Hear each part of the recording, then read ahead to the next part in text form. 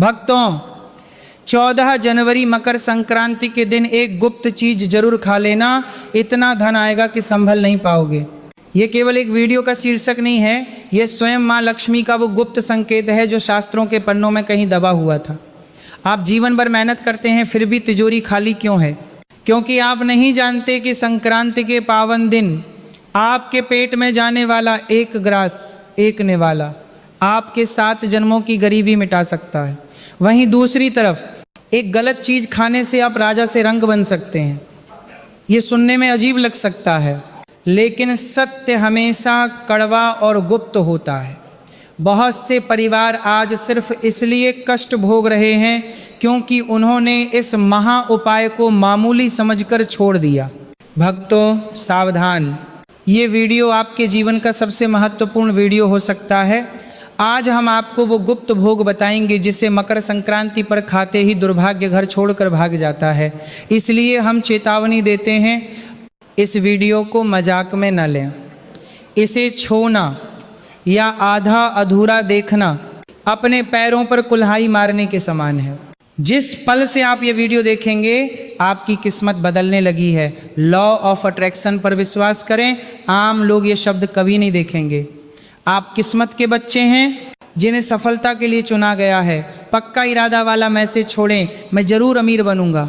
आज मेरी जिंदगी के इस टर्निंग पॉइंट को दिखाने के लिए अगर आप सच में देवी लक्ष्मी का आशीर्वाद पाना चाहते हैं तो प्लीज़ इस जानकारी को कम मत समझिए, क्योंकि सही समय पर किया गया एक छोटा सा बदलाव भी आपकी किस्मत में एक बड़ा मोड़ ला सकता है। आने वाली जरूरी और गुप्त जानकारियां मिस न हों, इसके लिए चैनल को सब्सक्राइब करें। भक्तों, उस गुप्त वस्तु के बारे में जानने से पहले यह समझना बहुत ज़रूरी है कि आखिर 14 जनवरी 2026 का दिन इतना खतरनाक और इतना चमत्कारी क्यों है। शास्त्रों के अनुसार मकर संक्रांति वह समय है जब सूर्य देव अपने पुत्र शनि के घर मकर राशि में प्रवेश करते हैं। पिता और पुत्र का मिलन होता है। इसी दिन से देवताओं का दिन यानी उत्तरायण शुरू होता है, यानी स्वर्ग के दरवाजे खुल जाते हैं। लेकिन भक्तों, 2026 की मकर संक्रांति बहुत अलग है। बहुत से लोग जो खुद को ज्ञानी समझते हैं वे आपको कहेंगे कि इस दिन खिचड़ी खानी चाहिए, चावल और दाल की खिचड़ी। लेकिन सावधान, यही वो गलती है जो आपको बर्बाद कर सकती है। क्यों? ध्यान से सुनिए। 14 जनवरी 2026 को शततिला एकादशी, शतिला एकादशी भी पड़ रही है। हमारे शास्त्रों में साफ साफ लिखा है और गरु पुराण गवाह है कि एकादशी के दिन चावल खाना साक्षात मांस खाने के बराबर पाप माना जाता है। अगर आपने पुरानी आदत के अनुसार इस बार संक्रांति पर चावल या खिचड़ी खाई तो पुण्य मिलना तो दूर, आप ब्रह्म हत्या समान पाप के भागी बन जाएंगे और माँ लक्ष्मी उसी क्षण आपके घर से रूठकर चली जाएंगी। तो फिर वो गुप्त चीज क्या है जिसे खाने से धन वर्षा होती है? भक्तों, वह दिव्य भोजन है काला तिल और गू। जी हाँ, काला तिल और गू। सुनने में ये बहुत साधारण लगता है, लेकिन इसका प्रभाव चमत्कारिक है। शास्त्रों में काले तिल को शनिदेव और पितरों का प्रतीक माना गया है और गू को सूर्य देव का प्रतीक माना गया है। मकर संक्रांति के दिन जब आप काले तिल और गू का सेवन करते हैं तो आप एक साथ सूर्य और शनि दोनों ग्रहों को शांत कर देते हैं। एक तरफ सूर्य देव आपको मान सम्मान और स्वास्थ्य देते हैं, तो दूसरी तरफ शनिदेव आपके जीवन से सारी रुकावटें और दुर्भाग्य हटा देते हैं। नियम यह है, मकर संक्रांति की सुबह स्नान करने के बाद सबसे पहले अपने पितरों और सूर्य देव को हाथ जोड़कर याद करें, फिर इस तिल और गुज को प्रसाद समझकर खाएं। बप्पे बुजुर्ग कहते हैं कि जैसे तिल का आकार छोटा होता है लेकिन तेल भरपूर होता है, वैसे ही यह छोटा सा उपाय आपके जीवन में भरपूर धन भर देता है। जो लोग इस दिन तिल खाते हैं और तिल का दान करते हैं उनके घर में कभी भी अकाल मृत्यु नहीं होती और तिजोरी कभी खाली नहीं रहती। इसलिए 2026 में चावल की खिचड़ी को भूल जाइए और तिल गुण के इस महा उपाय को अपनाइए। भक्तों, अब बहुत ध्यान से सुनिए। आपने सही चीज खा ली, पुण्य कमा लिया, लेकिन अगर आपके घर का दरवाज़ा ही दरिद्रता गरीबी ने रोक रखा है तो माँ लक्ष्मी अंदर कैसे आएंगे। शास्त्र कहते हैं जहाँ सफाई वहीं खुदाई नहीं, बल्कि जहाँ स्वच्छता वहीं प्रभु का वास। मकर संक्रांति से पहले यानी 14 जनवरी के सूर्योदय से पहले अपने घर से इन अशुभ चीज़ों को निकाल कर फेंक दीजिए, वरना आप चाहे कितना भी पूजा पाठ कर लें बरकत नहीं होगी। पहली चीज़ है टूटा हुआ शीशा या कांच। भक्तों, वास्तु शास्त्र में दर्पण को आपका भाग्य माना गया है। अगर घर में कोई भी कांच चटका हुआ या टूटा हुआ है और आप उसमें अपना चेहरा देखते हैं तो आप अपने दुर्भाग्य को रोज आमंत्रित कर रहे हैं। टूटा कांच घर में राहु का वास बनाता है, जो मानसिक तनाव और झगड़े पैदा करता है। इसे तुरंत घर से बाहर करें। दूसरी चीज़, मुरझाए हुए या सूखे फूल। कई लोग भगवान पर चढ़ाए हुए फूल महीनों तक मंदिर में रहने देते हैं। यह घोर पाप है। सूखा हुआ फूल एक लाश के समान होता है जिसमें से प्राण निकल चुके हैं। यह घर में मृत्यु तुल्य ऊर्जा और उदासी फैलाता है। संक्रांति की नई सुबह से पहले पुराने फूलों को किसी नदी या पेड़ की जड़ में विसर्जित कर दें। तीसरी और सबसे खतरनाक चीज़, मकड़ी के जाले। भक्तों, घर के कोनों में लगे जाले सिर्फ गंदगी नहीं है, ये आपके कर्ज का जाल है। जिस घर में छत पर जाले लटकते हैं उस घर का मुखिया हमेशा कर्ज और उलझनों में फंसा रहता है। जैसे मक्खी जाले में फंसती है वैसे ही आपकी किस्मत भी फंस जाती है।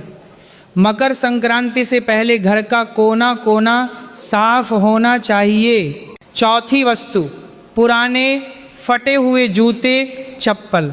अक्सर हम पुराने जूते सीढ़ियों के नीचे या स्टोर रूम में यह सोचकर रख देते हैं कि कभी काम आएंगे, लेकिन याद रखिए पैर शनि का स्थान है। फटे और बेकार जूते घर में रखने से शनिदेव कुपित होते हैं और बनते काम बिगड़ने लगते हैं, संघर्ष बढ़ता है, सफलता नहीं मिलती। इस संक्रांति पर अपने घर से ऐसी सारी पनौती को बाहर निकाल फेंकिए।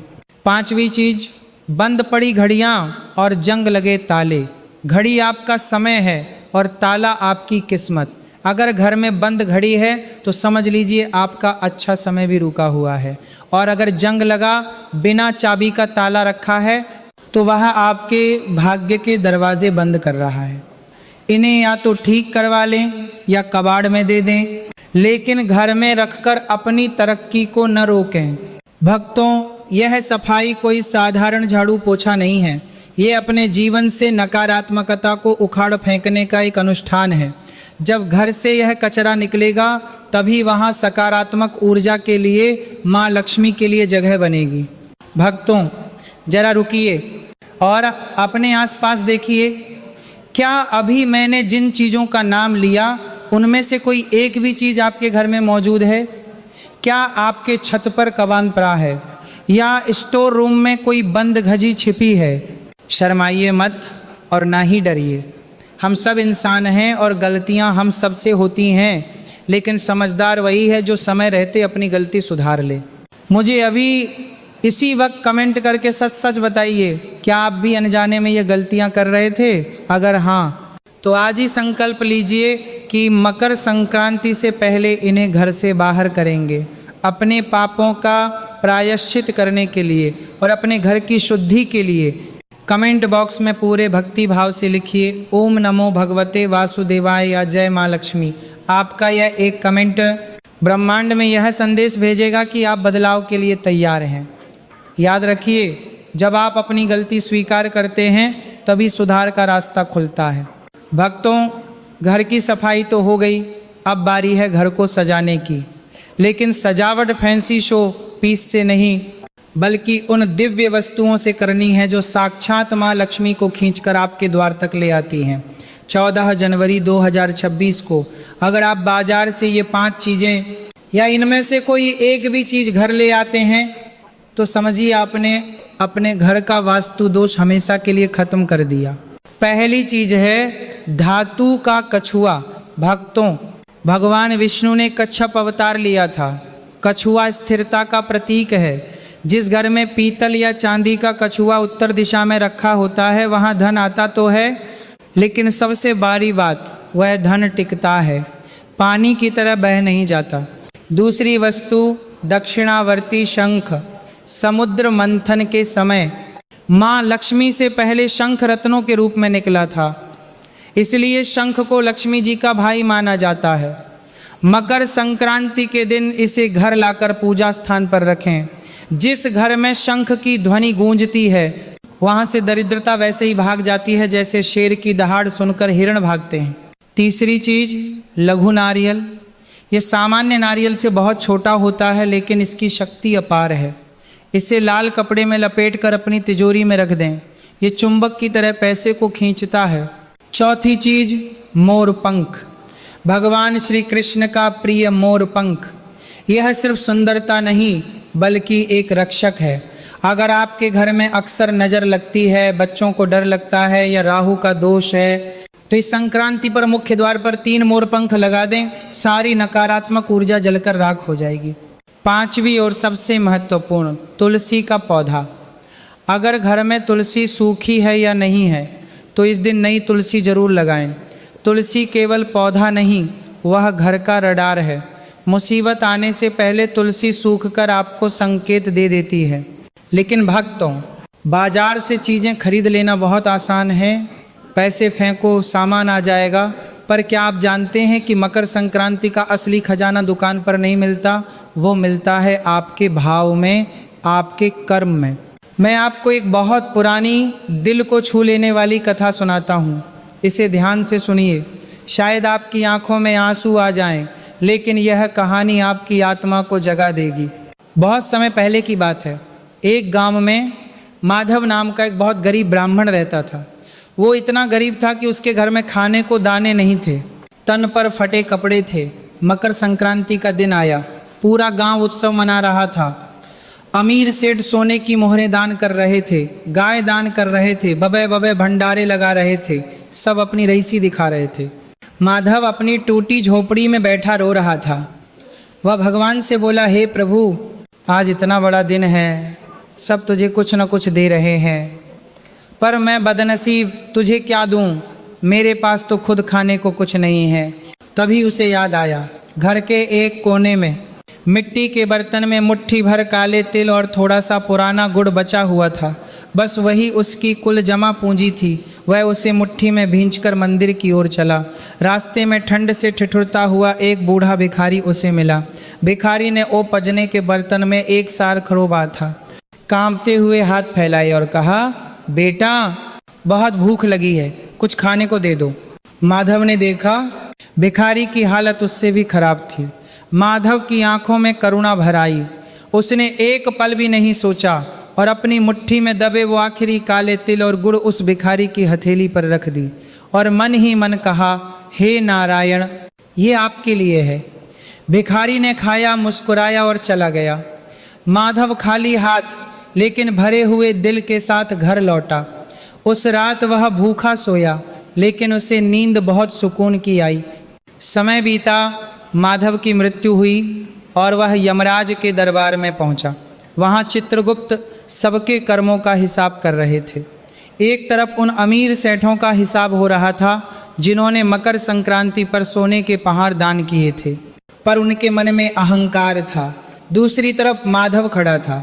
चित्रगुप्त ने तराजू के एक पलड़े में सेठों का सोना रखा और दूसरे पलड़े में माधव के द्वारा दान किए गए वो मुट्ठी भर तिल रखे।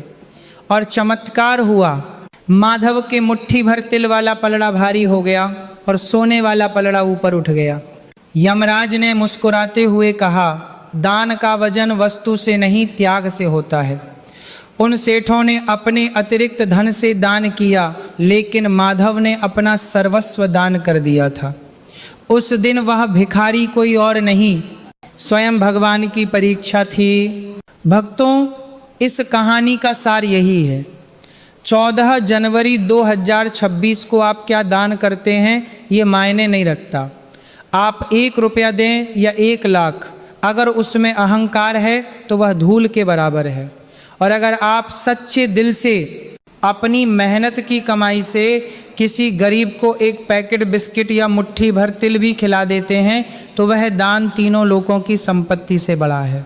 इसीलिए इस बार जब दान करें तो हाथ से नहीं, दिल से करें, क्योंकि भगवान आपकी जेब नहीं, आपकी नीयत देखते हैं।